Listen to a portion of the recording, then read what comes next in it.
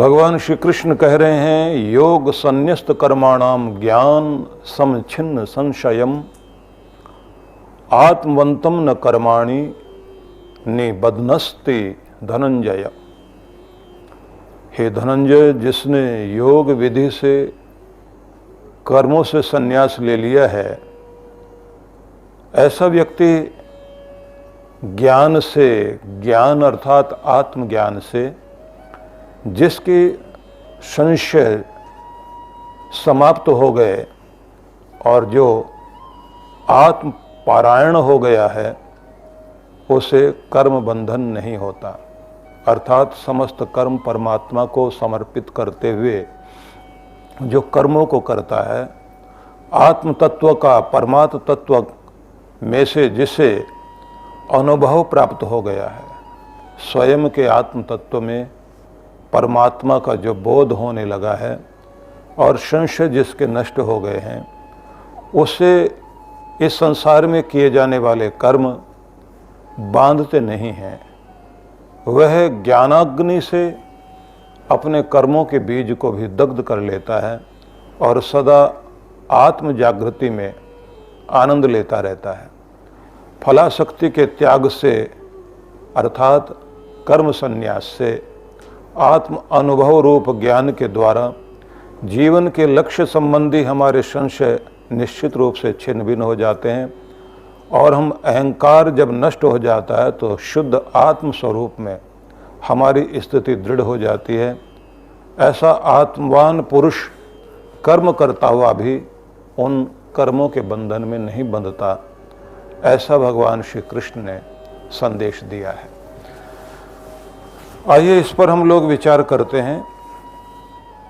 संदेश है कि कर्म व्यक्ति को बांधते हैं और कर्म बांधने का एक ही सुंदर जीवन के साथ में संबंध बन जाता है कि प्रत्येक कर्म जो भी व्यक्ति को बांध लेते हैं, वे ही भाग्य बनकर उसे रुलाते हैं या हंसाते हैं और उसी के द्वारा मनुष्य इस संसार में कर्म बंधन में बंधा हुआ आवागमन के चक्र में आता जाता रहता है। भगवान कृष्ण ये कहते हैं कि तुम जियो तो इस तरह से जियो कि दुनिया के बीच में रहते हुए भी कर्म बंधन में ना आओ।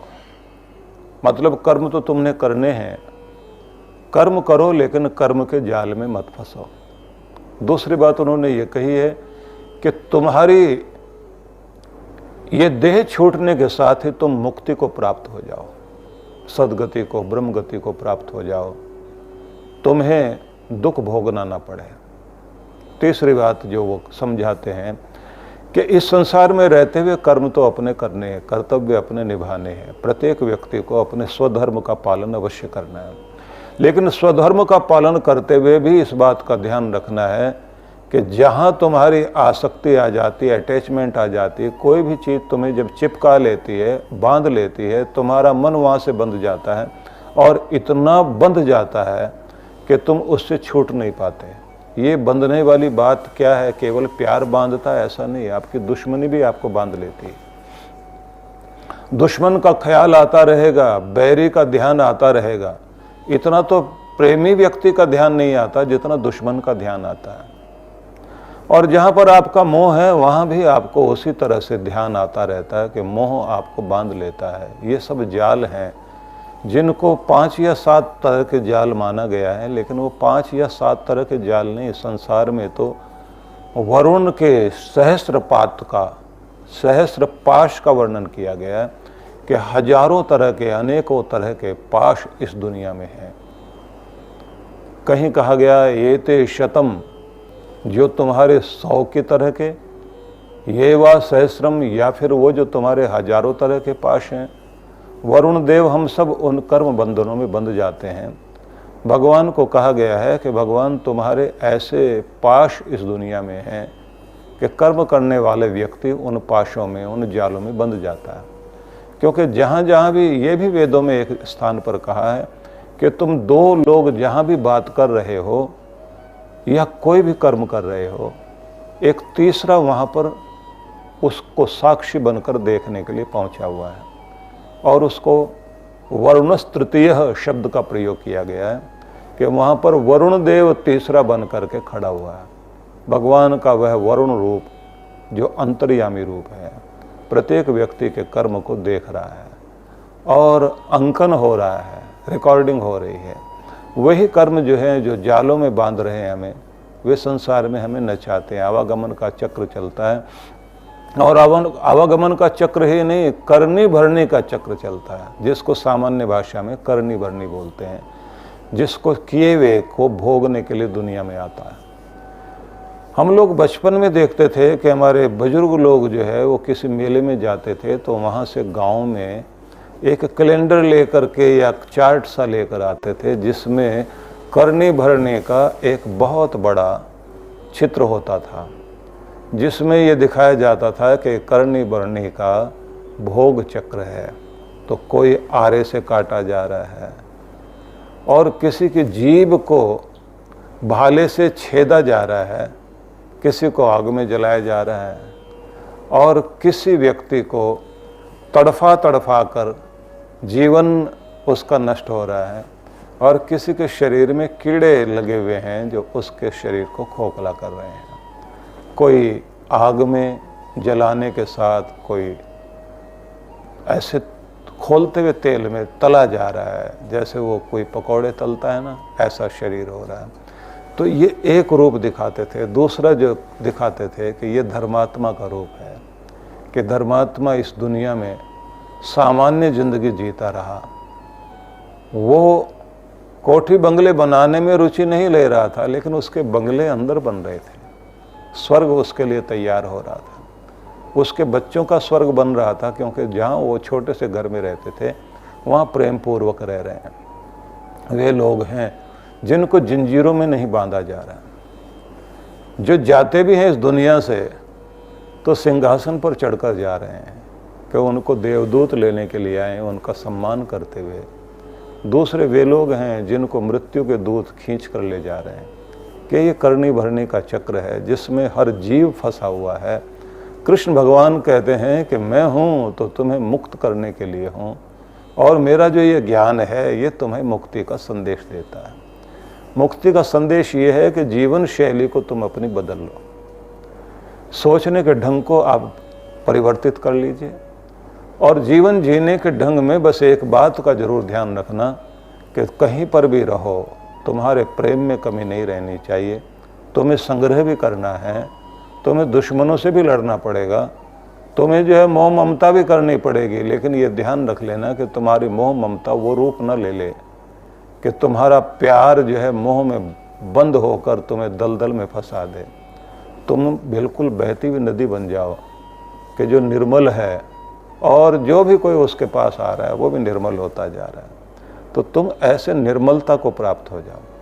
तो उसके लिए उन्होंने बार बार ये कहा कि तुम्हारे कर्म यज्ञ बन जाएं, तुम्हारे कर्मों में तप आ जाए, तुम ज्ञान की शरण में चले जाओ, तुम योग युक्त होकर कर्म करो, तुम ज्ञानियों की शरण में जाओ, ज्ञानियों की शरण में जाकर तुम उनकी सेवा करो, उनकी सेवा करते हुए कष्ट भी सह लो, लेकिन तुम अपने जन्मों के कष्टों को काटने की कोशिश करो। ये सारी चीज़ें भगवान श्री कृष्ण ने कही। साथ में ये भी कहा है कि श्रद्धा वाला होकर के ही तुम इस मार्ग में सफल हो पाओगे। इसलिए हर बार ये चेक करते रहना कि तुम्हारी श्रद्धा की दौलत कम तो नहीं हुई, तुम्हारी आस्था कितनी है। क्योंकि परीक्षा लेने के लिए गुरु भी, प्रकृति भी, संसार भी आपके सामने दूसरे दूसरे रूप लाकर खड़ा कर देंगे। उस समय तुम्हारी श्रद्धा, तुम्हारा विश्वास हिलेगा जरूर। उस समय भी तुम अपने आप को अगर दृढ़ कर सकते हो तभी तुम्हारे लिए द्वार खुलेगा, नहीं तो नहीं खुलेगा। ये सब बताने के साथ में अब भगवान श्री कृष्ण ने आगे फिर एक बात और कह दी है कि देखो अर्जुन, कर्म तो करने हैं, लेकिन कर्मों का संन्यास, त्याग तुम सबसे पहले समझो। कर्मों का संन्यास वो है कि कर्म छोड़ना नहीं है, कर्म फल की आसक्ति छोड़ दो। कर्म तो करना है, कर्म करते रहिए, फल की आसक्ति छोड़ दीजिए। तुम जहाँ फल की आसक्ति छोड़ते हो, हालांकि ये बात ध्यान रख लीजिए, बार बार यही कहा गया कि कर्म करते जाइए, कर्मण्येवाधिकारस्ते मा फलेषु कदाचन, तुम कर्म करते रहो, कर्म करने का अधिकार तुम्हें दिया गया, तुम्हें कर्म करना चाहिए। और यहाँ तक भी कह दिया कि बिना कर्म किए कोई व्यक्ति दुनिया में रह नहीं सकता। भगवान कृष्ण ने यह भी कह दिया कि संसार कर्म के रूप में ही बनाया गया है और तुम कर्म करने के लिए ही दुनिया में आए हो और तुम्हारे कर्म ही तुम्हें दुनिया में लेकर भी आए हैं। ये सब समझाया गया। लेकिन फिर भी एक बात कहते हैं कि फलासक्ति को छोड़ दीजिए। फल की आसक्ति, फल का रिजल्ट जो है, उसका अटैचमेंट, उसको जो है इतना ज़्यादा तुम्हारा लगाव ना हो जाए कि तुम जो है फल को देखते रह जाओ और कर्म को भूल जाओ, कर्म की ऊंचाई तक पहुंच जाओ। अब इसको समझने की बात है, पीछे भी समझाया था कि कर्म करना है, कर्म नहीं छोड़ना, कर्म फल का मोह छोड़ना है। मैं ये करूँगा, मुझे ये लाभ होगा, इससे मुझे ये हो जाएगा, फिर मेरे ये, वो जो एक शेख चिल्ली की कहानी कही जाती है ना, वो शेख चिल्ली की कहानी सबके साथ जुड़ी हुई है, तो उसको थोड़ा सा दोहरा लीजिए, क्योंकि शेख चिल्ली दुनिया में बहुत हैं और नए नए रूपों में हैं, उनके नाम बदले हुए हैं। तो बस बिल्कुल उतनी बात है कि खाली बैठता था, कुछ करता धरता नहीं था, ना उसमें कोई योग्यता थी, ना कोई पढ़ाई लिखाई थी, लेकिन फिर भी मनोरथ बहुत थे, मन में बैठे बैठे कल्पनाएं चलती थी। तो एक दिन उसको किसी आदमी ने कहा कि भाई तुम यहाँ खाली बैठे हुए हो, मैं तुम्हें एक ये घड़ा देता हूँ घी का, इसको लेकर के तुम जाओ और हमारी दुकान पे जाके रख के आ जाओ, तो तुम्हें 1 रुपया मिलेगा। उसने कहा 1 रुपया? बोले हाँ। बोले अगर उधर से भी तुम कोई सामान लेकर इधर आ जाओगे तो 1 रुपया और मिल जाएगा, फिर इधर का घड़ा वहाँ लेकर के जाना। इस तरह से अगर तुम रोज 100 घड़े भी लेकर चले गए तो तुम्हें कम से कम 100 रुपये रोज मिल जाएंगे। और वो पुराना जमाना था तो 100 रुपये तो बहुत बड़े होते थे।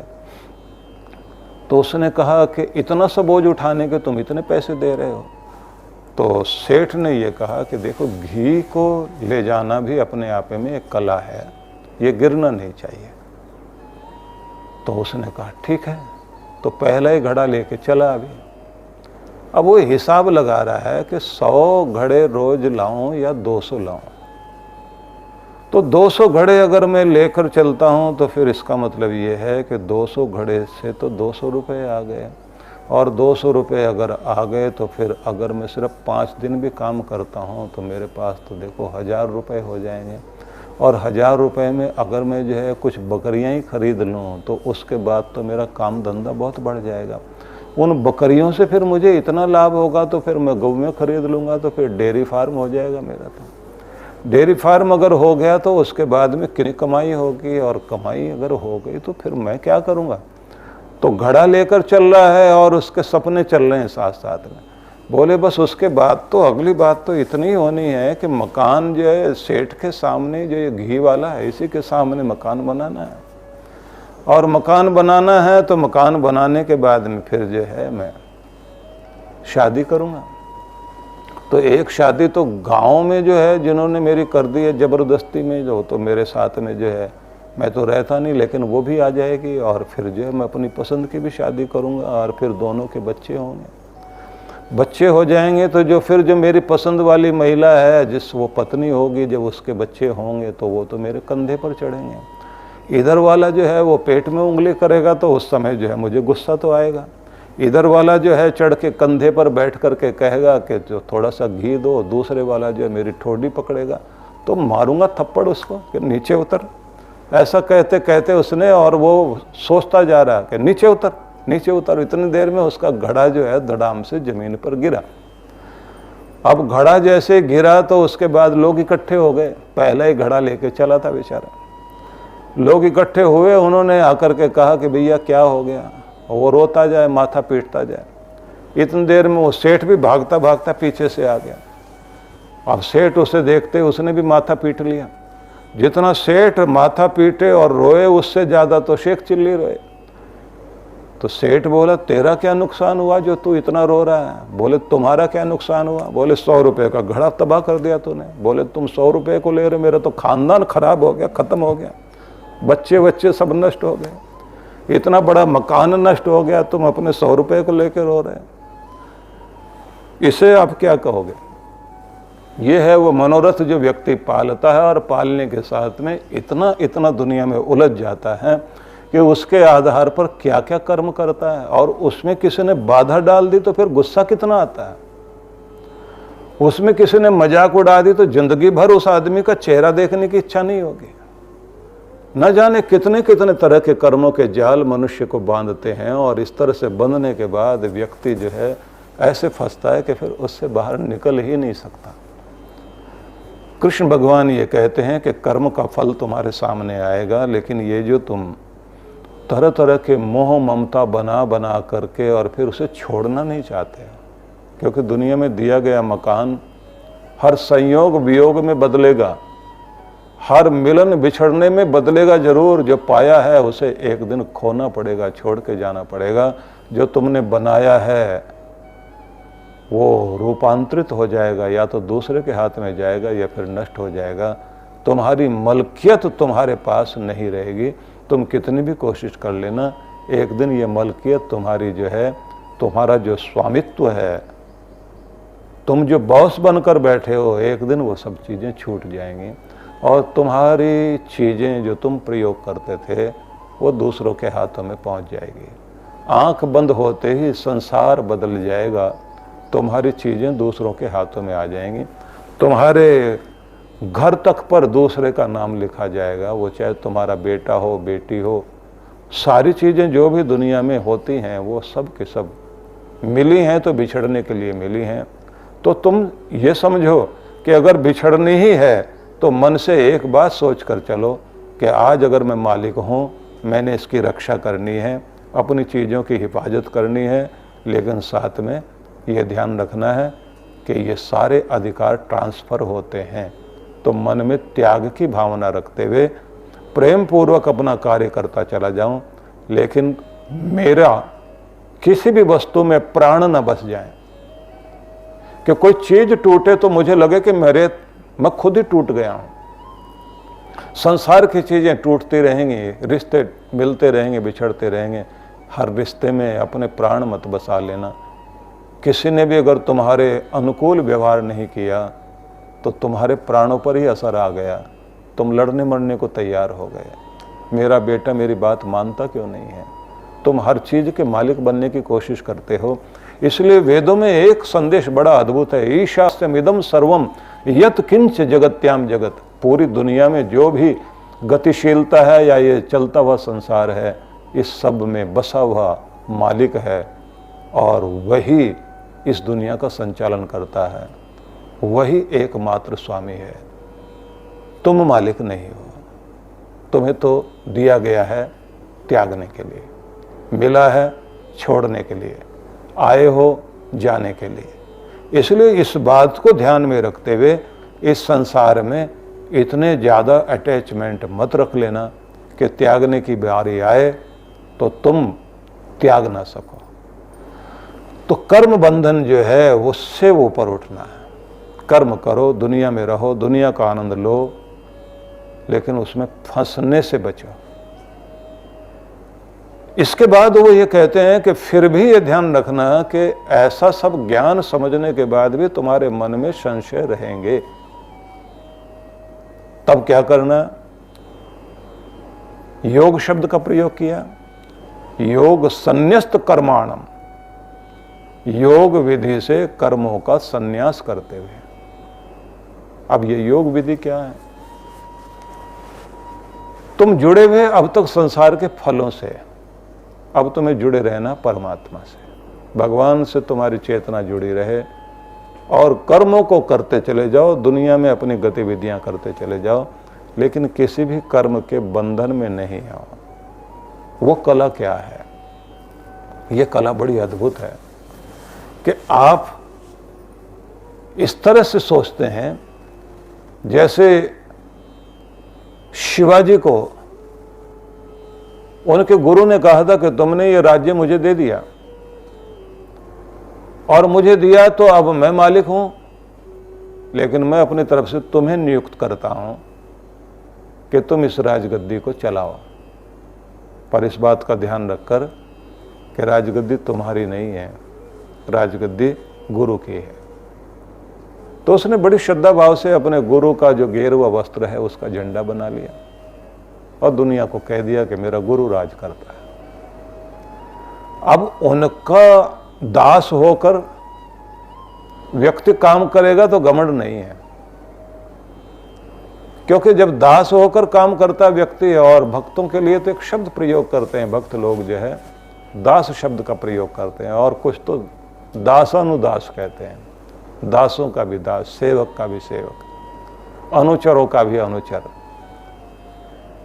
गुरुओं का अनुचर, गुरुओं का दास। इसलिए गुरुदास, प्रभुदास, रामदास, कृष्णदास, ये शब्द चलते हैं। शिवदास, एक तो शब्द होता दत्त, शिवदत्त, रामदत्त, कृष्णदत्त, कृष्ण का दिया हुआ प्रसाद, वो माँ बाप प्यार में रख देते हैं।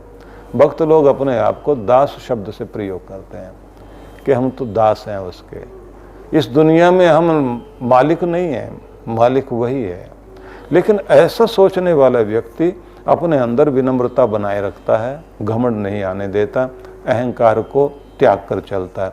कृष्ण भगवान ने जो यहाँ कहा गया है कि ज्ञान से तुम अपने संशयों को छिन्न भिन्न करके चलो। मन में डाउट आएंगे लेकिन ज्ञान चाहिए तुम्हें। आत्मवंतम न कर्माणि निम्नस्ति धनंजय, ज्ञान के द्वारा ही तुम जो है बंधन से हट पाओगे, नहीं तो ये कर्म के बंधन तुम्हें बांधे रखेंगे। आत्मवंतम शब्द का प्रयोग जो है ये बड़ा सोचने वाला है। आत्मवंतम का मतलब एक तो होता आत्मा वाला, अब आत्मा वाला का मतलब क्या हुआ? आत्मवंतम कहते हैं जिससे स्वयं पर अधिकार है। तो यहाँ ये शब्द है कि खुद के मालिक तो जरूर बन जाना। खुद के मालिक बनने का मतलब ये होता है कि जिसको अपने आपे पर अधिकार है। तो खुद पर जब व्यक्ति अधिकार कर लेता है तो निश्चित रूप से उसे संसार नहीं नचा पाता। जिसको दुनिया नचाने लग जाती है तो इसका मतलब ये है वो खुद का मालिक नहीं है, वो नौकर बन गया है, और ऐसे नौकर को दुनिया नचाने के लिए तैयार खड़ी हुई है। तो अपने मालिक बनिए, खुद के राजा बनिए। स्वामी रामतीर्थ अपने को बादशाह राम कहते थे और बड़े आनंद में रहते थे, हंसते भी थे, खुश भी रहते थे, आनंदित भी रहते थे, क्योंकि जो भक्त होता है वो अपने आनंद में जीता है। तो जब वो विदेश में थे, शायद अमेरिका में थे, तो जैसे यहाँ अलग अलग दुकानें होती हैं तो अब तो यहाँ भी मॉल बनने लग गए हैं, तो वहाँ उन्होंने एक मॉल देखा। उस मॉल में उन्होंने देखा कि एक छोटी सुई से लेकर दुनिया की हर चीज वहाँ मौजूद है। मतलब एक छत के नीचे जाकर के आप संसार की हर चीज खरीद सकते हैं। आप वहाँ सुई से लेकर के चलिए, खेती करने के सामान तक, अपने घर का पलंग बनाना है, मकान का मटेरियल चाहिए आपको, मकान बनाना है, सारी चीज़ें वहाँ मौजूद हैं। फल से लेकर के जेवर तक, कपड़े से लेकर अटैची तक, सब चीज़ें हैं। तो एक व्यक्ति जो है वो बहुत प्यार से उनको लेकर जा रहा था और उसने जो है वहाँ जो उस मॉल का मालिक था उसके पास लेकर के गया और उसने कहा A to Z सब कुछ माल मौजूद है यहाँ, कोई कमी रह गई हो तो वो और बताइए। बोले बस एक ही कमी है, शमशान घाट नहीं है। बोले ये क्या कह रहे हैं? बोले आखिर तो वही होता है, वो भी तो करो। A to Z में तो Z में तो जाके शमशान घाट आता है। तुमने संग्रह वाली चीजें तो रख ली हैं, लेकिन जो है उसके बाद जो आखिरी वाली चीज है वो भी तो रखो ना। वो बोले मतलब, बोले यही मतलब समझाता हूँ कि आना तो याद रह गया, जाना नहीं याद रहा। जिंदगी के लिए सामान तो जोड़ लिया, लेकिन सामान 100 बरस का और पल की खबर नहीं। एक झटके में ही तो व्यक्ति संसार से चला जाता है, क्योंकि अद्भुत लोग हैं। अब कोई व्यक्ति अगर ऐसा संत कहीं कहे, उसका सोचना ऊंचा हो सकता है, लेकिन सुनने वालों का सोचना तो ऊंचा नहीं होता। वो तो सोचेंगे ये क्या बात इन्होंने कही। हम सब के सब लोग जो है A to Z वाले लोग हैं। मेरे पास क्या नहीं है, ये भी है, ये भी है, ये भी है, ये भी है। और इसी को जो है राजा भोज ने भी, उनके भी संस्मरण में आता है कि कोई ज्ञानी चोर था, घर में कुछ खाने को था नहीं, आखिर में बेचारा चोरी करने के लिए राजा के महल में चला गया। और वहाँ जाने के बाद में जो है वो सारी रात में चोरी करने के लिए उसको सामान, सोना चांदी सब चीज़ें रखी हुई हैं, लेकिन उठाए नहीं, क्योंकि उसको यही ध्यान में आए, चावल चुराऊंगा तो ये वाला कीड़ा बन जाऊंगा, सोना चुराऊंगा तो ये वाला मुझे दोष मिलेगा, कपड़ा चुरा लिया तो फिर मुझे यहाँ इस कपड़े का कीड़ा बनना पड़ेगा, रेशम चुरा के गया तो रेशम का कीड़ा। तो उसका तो 3 बज गए सुबह के, 12 बजे रात में घुसा था, 3 घंटे तक यही चक्कर में रहा, ये चुराऊंगा तो, क्योंकि ज्ञान वाला व्यक्ति था। 4 बज गए तो उसके बाद में आखिर में उसको उसके दिमाग में आया कि रोटी जितनी चीज़ जो है जिससे अपना 2 दिन का काम चल जाए उतना उठा के चलेंगे। अब ये निर्णय किया ही था, इतनी देर में राजा भोज की आंखें खुल गई। अब बड़ी अद्भुत बातें हैं, लेकिन मैं सार बता देता हूँ आपको, क्योंकि प्रसंग ध्यान में आ गया। तो अब जैसे ही राजा भोज जाग गए तो कवि आदमी थे, जागते उन्होंने जो है कविता कहनी शुरू कर दी। मेरे पास सुंदर महल हैं, सुंदर महिलाएं, रानियां मेरी हैं, दास दासियां मेरी हैं, मेरी जो है फौजें बहुत अच्छी हैं, मेरे पास जो है सोना चांदी बहुत है। इतना सब कुछ कहने के बाद में आखिरी वाली लाइन नहीं बनती थी, जो पंच लाइन होती है ना, आखिरी वाली होती है। अब जो है वो ये सब, मेरे पास ये भी है, मेरे पास ये भी है। चोर से रहा नहीं गया, वो भी ज्ञानी कवि था, उसने अंदर से कहा बस एक बार आंख बंद होने दे, उसके बाद देख तेरे पास बचता क्या है। इतना सुनना था। वो तो कह ये रहा था भी तू सो तो सही एक बार, फिर हिसाब लगाना मैं क्या लेके भागता हूँ। लेकिन भोज ने जो है वो ताली बजाई और नीचे जाके कहा, मित्र तूने तो कमाल की बात की, कविता पूरी कर दी है कि मेरे पास ये भी है, मेरे पास ये भी है, मेरे पास ये भी है, लेकिन ये तभी तक है जब तक तेरी आंख बंद नहीं होती। आंख बंद होने दे, फिर सोच तेरे पास बचेगा क्या। बड़ी अद्भुत बातें हैं। अगर आप पुराने ग्रंथों को, सारी इन चीज़ों को पढ़ेंगे, क्योंकि मुझे भी आज से कम 35-40 साल पुराना ये प्रसंग याद आया है। पढ़ते थे जब उस समय वो श्लोक भोज प्रबंध से लेकर न जाने कौन कौन से श्लोक सुनाए जाते थे। लेकिन वास्तविकता जीवन की यही है, जब तक आंख खुली हुई है और संसार में हम बसे हुए हैं, हिसाब लगा रहे हैं, मेरे पास ये भी है, मेरे पास ये भी है, मेरे पास ये भी है, तो A to Z में ये बात जरूर ध्यान रख लेना कि आखिर में वो है। वहीं पर खड़ा हुआ काल दिखाई देता है कि यहाँ मैं खड़ा हुआ हूँ, वहाँ तुम खड़े हुए थे, वहाँ तुम्हारी मैं थी और यहाँ हम हैं। असनम में वसनम में जाया में बंधु वर्गश्च में, ऐसे श्लोक कहे जाते हैं। व्यक्ति कहता है ये मेरे कपड़े हैं, ये मेरे रहने का स्थान है, ये मेरे जो है धन वैभव है। इति मेमे कुर्वाण, ऐसा मेमे करने वाले व्यक्ति को काल आता है, कालो हंति, काल आकर के मर जाता है। ब्रकोई, जैसे कोई भेड़िया आया हो और उठा करके बकरी को लेके चला गया हो, कि ऐसे आकर के काल प्रहार करता है। इसलिए संसार में रहो, संसार में बसो, संसार का आनंद लो, संसार में अपने कर्तव्य कर्म करो, लेकिन अपने कर्मों को इस तरह से करो, जीवन शैली को इस तरह से करो कि कोई भी चीज़ तुम्हें जो है चिपका कर इस दुनिया में कर्म बंधन में न बांध ले। इसके लिए ज्ञान की आवश्यकता है, और गुरु ही वह जीवन शैली देता है जिससे व्यक्ति अपने आप को मुक्त कर सकता है। ये सार है जो हमें समझना चाहिए।